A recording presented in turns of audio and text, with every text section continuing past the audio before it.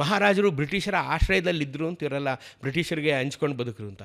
ಮಹಾರಾಜರು ಯುದ್ಧ ಮಾಡಿದ್ದೆ 1800ರಿಂದ ನಾವು ಮೈಸೂರಿನ ಮಹಾರಾಜರು ಯುರೋಪಿನ ಜನರ ಸಮಕ್ಕೆ ಯೋಚನೆ ಮಾಡಿದ್ದೀವಿ, ಅಷ್ಟು ಪುರೋಗಾಮಿಗಳಾಗಿ ಯೋಚನೆ ಮಾಡಿದ್ದೀವಿ, ಅಷ್ಟು ಪ್ರೋ ಥಿಂಕಿಂಗನ್ನು ನಾವು ಅಳವಡಿಸ್ಕೊಂಡಿದ್ದಕ್ಕೆ ಇವತ್ತು ನಾವು ಈ ರೀತಿಯಾಗಿದ್ದೀವಿ.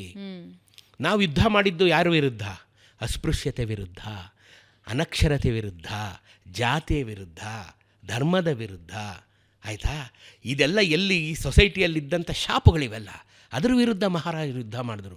ಆಸ್ಪತ್ರೆಗಳನ್ನು ಕಟ್ಟಿದ್ರು, ಶಾಲೆಗಳನ್ನು ತೆರೆದ್ರು, ಜಾತಿಗಳನ್ನೆಲ್ಲವನ್ನು ಬೇಡ ಇದನ್ನೆಲ್ಲ ಅಂಥೇಳಿ ಎಲ್ಲರಿಗೂ ಶಾಲೆಯನ್ನು ತೆರೆದ್ರು, ಎಲ್ಲರಿಗೂ ಹಾಸ್ಟೆಲನ್ನು ಮಾಡಿದ್ರು, ಕುಡಿಯುವ ನೀರು ಕೊಟ್ಟರು. ಇದು ಇವ್ರು ಮಾಡಿದಂಥ ಯುದ್ಧ. ಇದು ಇವ್ರು ಮಾಡಿದಂಥ ಯುದ್ಧ. ಯುದ್ಧ ಅಂದರೆ ನೇರವಾಗೇ ಮಾಡಬೇಕು ಅಂತೇನಿಲ್ಲ. ಇದರಲ್ಲಿ ಇವರು ಬ್ರಿಟಿಷರನ್ನು ಸೋಲಿಸಿದ್ರು, ಬ್ರಿಟಿಷರು ಇವ್ರ ಮುಂದೆ ತಲೆಬಾಗಿದ್ರು, ಬ್ರಿಟಿಷರು ಇವ್ರ ಜೊತೆ ಕೈ ಜೋಡಿಸಿ ಇಷ್ಟೆಲ್ಲ ನಮಗೆ ಕೆಲಸ ಮಾಡಿಕೊಟ್ರು ಬ್ರಿಟಿಷರು ಅಲ್ವೇ? ನಾವು ಈ ಥರ ಮಾಡದೇ ಇದ್ದಿದ್ರೆ ಇವತ್ತು ಎಲ್ಲಿರ್ತಿತ್ತು ಮೈಸೂರು ಸಂಸ್ಥಾನ? ಎಲ್ಲಿರ್ತಾಯಿತ್ತು? ಅಲ್ಲ, ಮೈಸೂರಿನ ಜನತೆ ಕಥೆ ಏನಾಗ್ತಿತ್ತು? ಏನು ನಾವ್ಯಾರು ಅಡ್ರೆಸ್ಗೆ ಇರ್ತಾ ಇರಲಿಲ್ಲ, ಯಾರೊಬ್ಬನೂ ಇರ್ತಾ ಇರಲಿಲ್ಲ ಇಲ್ಲಿ.